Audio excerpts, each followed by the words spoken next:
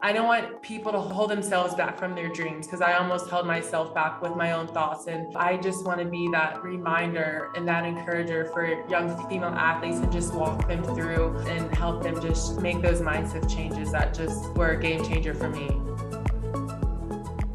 Hey, everybody. Welcome back. It's Ashley, and I'm so pumped for this episode today. I am joined by Olympic medalist Rachael Adams. She's a world champion in her sport of volleyball, having represented Team USA and also competing professionally overseas. Can go on and on with all of the accolades, but she is so much more than that. And what inspires me the most is what she's up to now, helping female athletes own their confidence, overcome limiting beliefs, and build an empowering mindset for performance and training. And so it is truly an honor to have her on this podcast here with me. Rachael, welcome. Thank you so much for joining me here.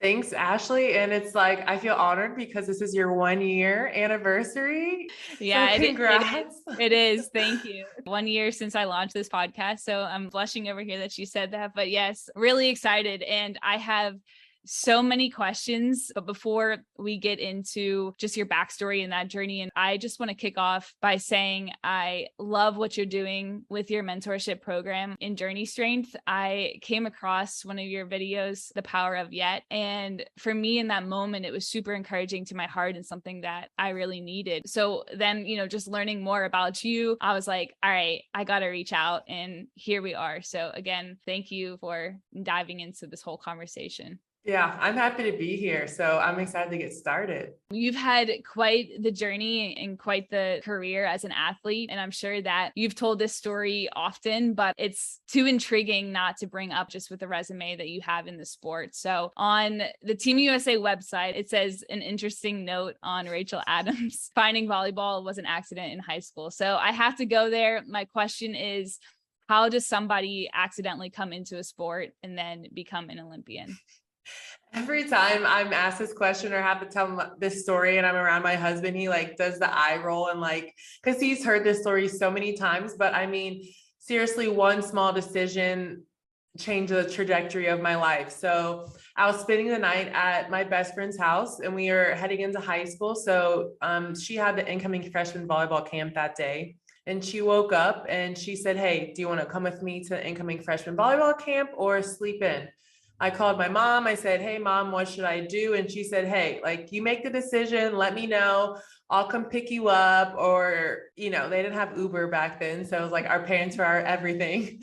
And just let me know. I said, "Okay, I think I'll go." And she says, "Cool." So I brought my summer reading book, asked the coaches if I could sit on the sideline and just watch my friend play. They said, "Sure." And then 5 minutes later, they asked me if I just wanted to hop in. And I said, "Okay." I was horrible. Didn't get one serve over the net. All the cool girls had knee pads on and water bottles, all of the gear. And I was just I don't even remember what I had on, but I definitely did not feel up to par. But just the way my coaches were showing me how to play, and I just had so much fun. So I came back the next day and I tried out. I made the freshman volleyball team and the journey continues. So that one small decision that I made just to go in and watch my friend and then just say, "Sure, I'll jump in," has just led me down this crazy journey. And I always wonder, where would I be if I decided to not go? Sure. I don't know. It's crazy. That's so crazy just how one decision just like that can actually change the whole trajectory of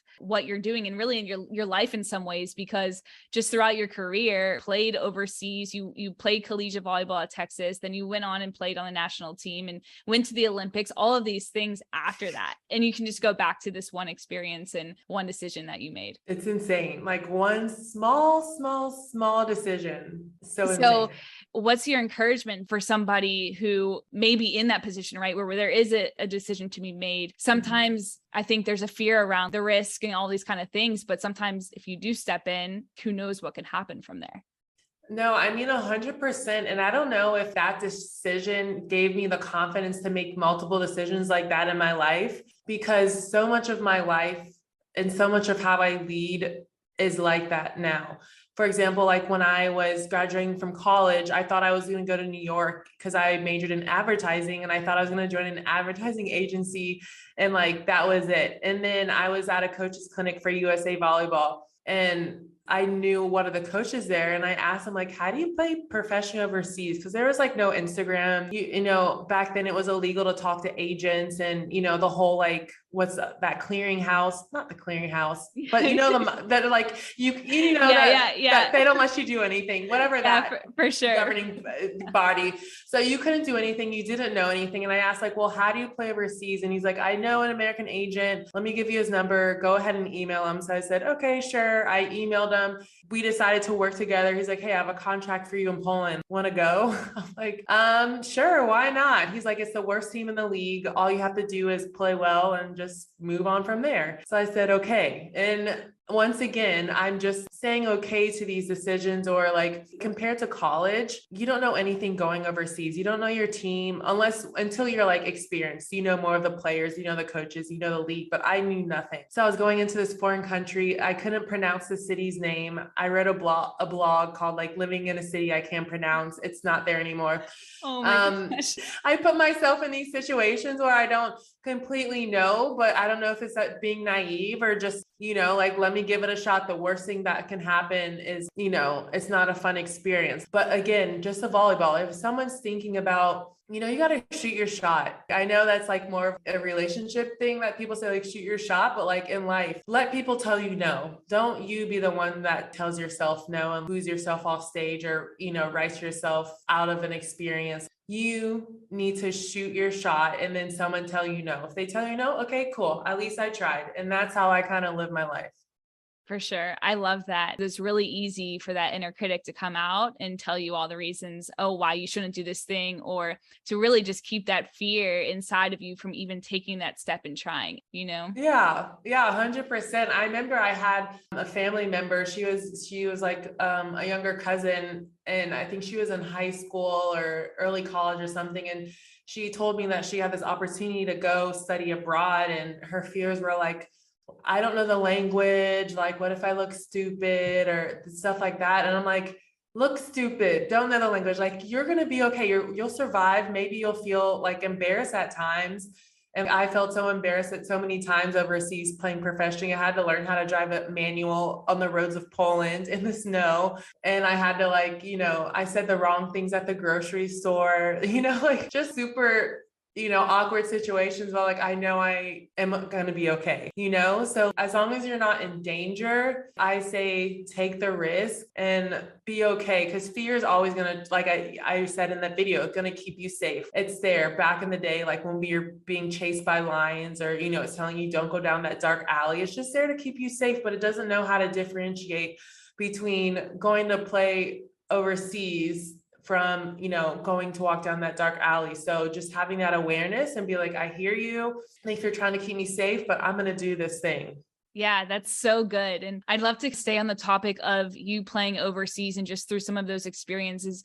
What would you say are some of the biggest things that you learned about yourself having to navigate different situations like that? So much. If someone asks me like if they should play overseas, I'm like, I'll just do it for a year. Like, you learn so much about yourself, like how capable you are. First of all, like, you go over and you have to be your biggest advocate. Cause, you know, in college, it's pretty basic across the stage. Like, every D1 school is going to be the same, you know, they're going to have like good facilities. They're going to have like, you're going to get your scholarship, blah, blah, blah, like basic. When you go overseas, you don't know what you're walking into. Like, weight room could be janky, could not. Like, they could have good sports performance coaches. They could not. You just don't know what you're getting yourself into. And then add in the cultural differences. But one of the biggest things I learned was, I don't know if I want to call it boundaries, but protecting my peace. And so I would take on so many things. Like, one season, we went through 3 coaches, multiple girls on our team, like, didn't like each other. We weren't winning. I would go to dinner and listen to one of my teammates complain and just take it in, and just the heaviness of the season. I focused on so much that I couldn't control, and I consumed so much negativity, and I didn't protect myself. So by the time that season was over, I had nothing. My cup was empty. And when we go play overseas, we go directly into the national team gym, so we don't have a break. And when I got in there, my coach was like, "You look like you lost your sparkle. Like, is everything okay?" I was like, "Yeah, I'm not okay." And that's the first time, like, he's like, "Hey, this is what therapy is." My wife went after she had her pregnancy, and she learned so much about herself, just like how to like operate, how to move. And I think it'd be a good idea for you to go. And this is the first time I heard about therapy. And before, like, therapy was like a talked about thing. And so I was like, okay. And like, I learned a lot about myself, and it helped me just literally learn, like, okay, I can't just be around this energy. Like, I could be a good source, but also be like, hey, no, I can't go to dinner, or things are happening crazy during the season. And like, hey, that's not my problem. All I can do is play, train hard, be positive, and I can't control the coaches and what they're doing, and just leak all my energy and give all my power away. So I just learned so much about myself and through situations like that. Yeah, for sure. And I think in that, just having an awareness, because I feel like in an elite athlete, I'd love to tap into that a little bit as well, of just some of those limiting beliefs as you're playing at this level.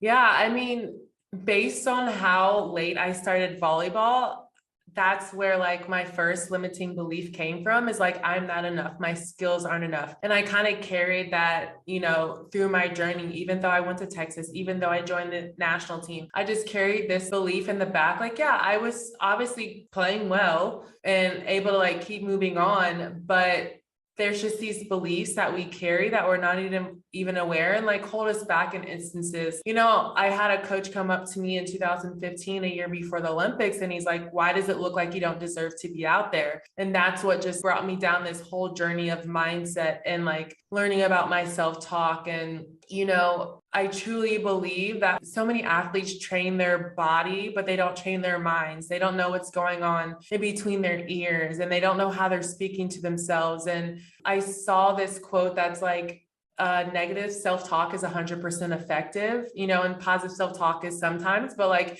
if you're speaking negatively to yourself, it's gonna be effective. When you speak positive, like, okay, if you try to reverse it, sometimes it's gonna work, whatever, you can try to pep talk yourself. But like if you speak negatively to yourself, done. Your body is gonna believe it, your brain, everything in your being is gonna believe it, and just take you down that path, and your body will follow. I don't know if that answered your question. I kind of went down like a weird tangent, but like, yeah. No, I love that. And I think that kind of transitions as well into some of the mindset shifts that you experience after going through that process, and even talking with somebody, and then how that translates then in terms of how you would continue to show up on the court. Yeah, I mean, first, like the biggest thing that I kind of transformed was just my self-talk. And I didn't realize how powerful it is. And I first was aware of it when we had a meeting with our sports psychiatrist with Team USA. And he just like asked us like, hey, be aware of your self-talk during practice today. And I was like, what is this? Like, what is self-talk? And it just like, I remember I served the first ball, and I was like, God, you're such a bad server. You suck. And I was like, oh, that is self-talk. That is, it can either be positive, it can be negative, it can lift you up, and it can tear you down. And so after I realized that, I would realize moments in practice, moments in games, you make an error, or you're just like, God, like, why do you make so many errors compared to this person? Or like, how are you going to like start when you're like this, like, why can't I like this person this voice that is tagging along, your inner critic, just like tearing you down. Like I say, like being your biggest bully, like you're just out there trying to play volleyball, and it's just like, just tearing you down. But I realized you have a choice. And first you have to have the awareness, but then you can have the choice to be more productive and more, I can't think of the other word, but just more productive with your self-talk and how you talk. It doesn't have to be positive. I don't want people to be like, I'm so good. I don't want it to be like that toxic positivity, or you're like, I don't even believe it, but more constructive, more productive way of talking to yourself, instead of just trying to like gloss over it. So like, instead of being like, I'm a bad server, be like, okay, that serve was bad, but what can I change about it? Yeah. There's such a And difference there, I think, because you can see, like you're saying, the serve as being bad. But I think sometimes what happens is when we start to talk to ourselves in those ways, then we believe that to be true about ourselves. I mean, it's going to have an effect in how you show up. yeah, 100%. And I truly believe it's about like the inner work, getting clear on like, okay, we all have things that come to chip away at our confidence, but having that knowing like, okay, what makes me feel not confident? Is it making a mistake? Is it if a teammate isn't making eye contact with me, or like if is it someone's playing better than me, or if I get pulled out of a game? So like when you do know these things, then you can make a plan, and then you can be aware and be like, oh, there's that thing coming to chip away at my confidence. I see it and I get to choose how I can react, and just making a game plan. So instead of like, you're asking like how I can like have more space and I can show up big, it's because like I know when things come to attack my confidence, I can get out of it. I can still show up. I'm controlling my mind and my mind's not controlling me. And so I feel confident, and I know like, yeah, when things happen, I know what to do. Yeah, it's almost like taking your power back. I think that we can give over to even the inner critic voice, or any kind of fear that I mean, we can't control certain things that happen, but we can still, control how we're showing up in our mindset, which is also where I wanted to get into, because I feel like this is a lot of the work that you're doing right now as a mentor and coach, helping female athletes, with everything in journey strength. Yeah, no, I mean, obviously, like when I went on that mindset journey, it just showed me how powerful our thoughts were, how powerful we are. And I saw that change. So when like 2016 Olympics came, and like that lead up to be selected, when I showed up after that next summer, people are like, you were moving different. You're not phased. Like when things happen, when mistakes happen, I didn't hang my head, and I didn't get, eye contact. I was still keeping eye contact with my teammates, and I was still rolling. And so I was pretty unfazed, and I just discovered this new strength inside of me. And I was like, every athlete needs to know about this. I see so many female athletes, showing up and playing small and feeling small and not even knowing where to go, because it's not even talked about. They think I just need to work harder. I need to get in more reps. And of course, getting more reps can give you confidence, but it's not even that. It's what's going on the inside. And I wanted to help athletes navigate that. And I'm so passionate about one-on-one. Like I'm not like a big group person. Like I just find I love deep connections. I love talking with people, and I'm always like a source for my friends if they need like a pep talk or to talk through something. And so I realized that's like a big passion of mine, is like encouraging others. And I don't want people to hold themselves back from their dreams, because I almost held myself back with my own thoughts and the way obviously I was thinking. And so I just want to be that reminder and that encourager for young female athletes, and just walk them through that journey with them, and be a guide and be a source, and help them just make those mindset changes that just were a game changer for me. Something that really stood out to me in terms of your values in what you're doing here and showing up as a coach is really celebrating the process over the outcome, and would love for you to speak more to that, because there is so much discovery in that. No, 100%. Because when you start to focus on the outcome and everything doesn't like look like that, that's where, I don't know, that's where my perfectionism would come. I was just focused on the outcome. So I would go into a game and be like, if I don't play perfect, I sucked. If it doesn't happen like this, then I sucked. If I don't win this, then it's all based on the outcome. And instead I learned that, okay, if I focus on the process of the game, that's the most important thing. So after the game, instead of focusing on like all the things that went wrong or the outcome that I set myself up for failure, I would be like, what went right? And then what can I change the next game? So it's all about the process. Like, what's the next thing I need to do? Like, what went right? Like, what in the process went right? And when you focus on the process, it just takes so much pressure off of you, because there's going to be failure. There's going to be many victories.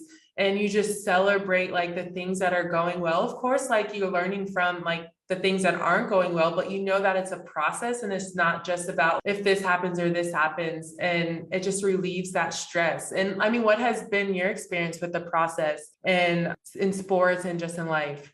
Yeah, I mean, one of the biggest things, what I've learned is just whenever I've had these certain result oriented goals or outcome goals, that actually is like a limitation that you're putting on yourself, because then it's like, oh, if I do this thing, yeah, I may achieve it, but then that's all I'm going to get. And so for me, I've had a very unique journey in having dreams of playing D1 basketball, and that didn't happen, and all of these things, and watching all my friends go to big major Division I schools. Some of them are playing in the league right now, or navigating just kind of the comparison with that of like, my whole life was basketball, and what I thought I wanted or what I thought would make me be successful or significant, and that didn't happen. So then I had to go through a whole journey of even just discovering, well, who am I outside of this sport? And when I stopped playing basketball, I was like, I had to keep competing. I have to do something. And it was just this striving and trying to prove. And I was training for a marathon a few years ago. COVID canceled it. And after that, that caused me to do kind of like a deep dive in myself of, what are you actually doing this for? And so what if I would have crossed the finish line and completed a full marathon for the first time, but that's all I was going to get. And it made me realize like, whoa, I've just been training the last however many months, pushed myself further than I ever have before, but I just discredited all of that because I'm not going to be able to actually cross the finish line and get a medal around me that says you did it. And so I kind of went into this whole thing of what happens if we actually learn to surrender that outcome and realize when we go into this process, there's actually so much more that I'm going to learn about myself in this, and that I can celebrate myself in the middle of it versus just either I succeed or I don't based on that result. 100%, because it's in the process, it's in the journey, and that's like where journey strength come from. Because like so much strength that I have came from my journey. It didn't come from winning a medal or doing this. It came from like that point A, like where I was, to like getting to where I want to go, on everything in between. Like you learn about yourself, you celebrate yourself. You're like, okay, this is really hard, but look at me go. Like I'm doing such a good job. I don't know how many times have you heard people winning first place or winning a gold and they're like, this is it. But seriously, they're like, okay, like this is it. But it's literally, if you don't get that groundedness or along the journey or celebrate like how far you're going or like what's happening, you literally look back and you're like, oh, like that's what it was all about. Like that journey, that process. And you're like, I want to do it again. Like I want to get those moments back, like grinding in the weight room, failing, but still getting back up, or doing something that I thought I couldn't do. Like that's where all the power comes from. Of course, winning that medal is amazing, but I mean, you know, if you have little kids that trap for a team and didn't make it, there's like a process within that. There's so much amazingness within that. Like you went for it, you gave it your best. And what is there to learn from it? So many people don't even go for things half the time. And I truly feel like the journey is the most important part. Like even in this time that I'm in, from like retiring and like, you know, getting married and starting my new mentorship program, there's so much like uncertainty, and like I'm learning so much, and I have to be like, okay, I'm doing a great job. What did I learn today? Like, what was my win today? Because sometimes you can feel like, what, I'm doing nothing right. Like this isn't going well, but you're like, no, like I had some progress today. I have something to celebrate, and I'm going to focus on that instead of just the outcome that I haven't reached yet. Yeah, for sure. I think being aware of that and reminding yourself, and then even, you know, having people alongside you and reminding you of that and those things too, and really celebrating your wins, because it's so easy. I mean, it's so easy to get so down on ourselves and be so hard on ourselves and everything. And it's like, would I talk to my friend like that? No. Like, you know, like how can we show up for each other in ways that are so supportive, and then we talk so negatively to ourselves? I don't think you're ever going to get rid of like fear. You're never going to just silence your inner critic. It's always going to be there, but it's just how you choose to interact with it, what you choose to believe, and just like having that awareness of like what it's saying and when it shows up. Yeah, I love how you brought in fear with that too, and just recognizing that it's going to be there. You know, the word fearless is always like, it's always kind of thrown out there. And you know, I think fear, it's a real emotion, you know, like I always think, dang, I would love to own this and be fearless, but I shifted the definition in a way where it's like being free from fear means removing the power that the fear actually has over you, which I think then allows you to experience the fear and show up anyways, to feel it and to still step into it. So what are your thoughts on that?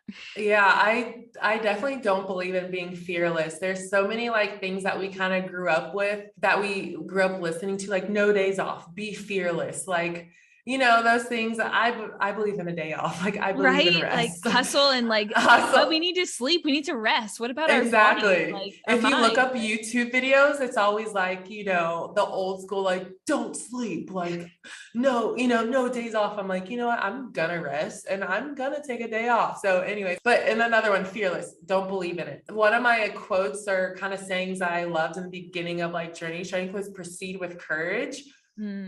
Because, fear is always going to be there, but choose to have courage.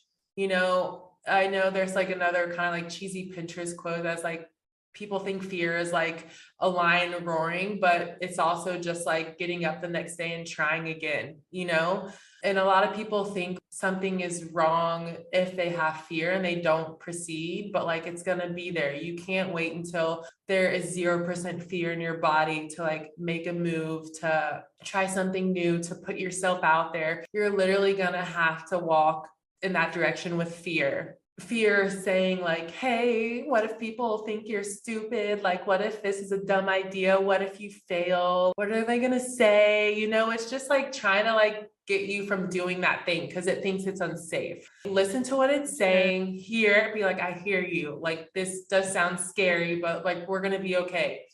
For sure. Yeah. I think that's what happens is that we can give the fear that power. But when we don't, then it can still be there and we can still be here and we can still keep moving forward in that. It doesn't have power over me anymore. No, 100%. I'm sure like starting this podcast, you had so much fear going like, who's going to listen to me? Like, who am I to start this podcast? Exactly. Like, yes, exactly that. You're so right. And look, you had the fear and you're like, hey, I hear you, but I'm going to start this podcast anyway. And I'm sure each episode you're like, okay, I hear you, but I'm going to record another episode and just keep going. And a year later, like, here you are. Thank you for that. That's encouraging. But yeah, it's true. And yeah, I really just appreciate you. I appreciate your time and coming on here and having this conversation. Again, I'm really thankful to come across you and learning about what you're doing. And I'm like, you're inspiring me now. And I'm thankful for that. And just, what you're continuing to put out there. I, obviously encourage you to continue to do that because it's really powerful and really do appreciate you. No, and I love your message. So we're connected now. You can't get rid of me. I'm going to be here.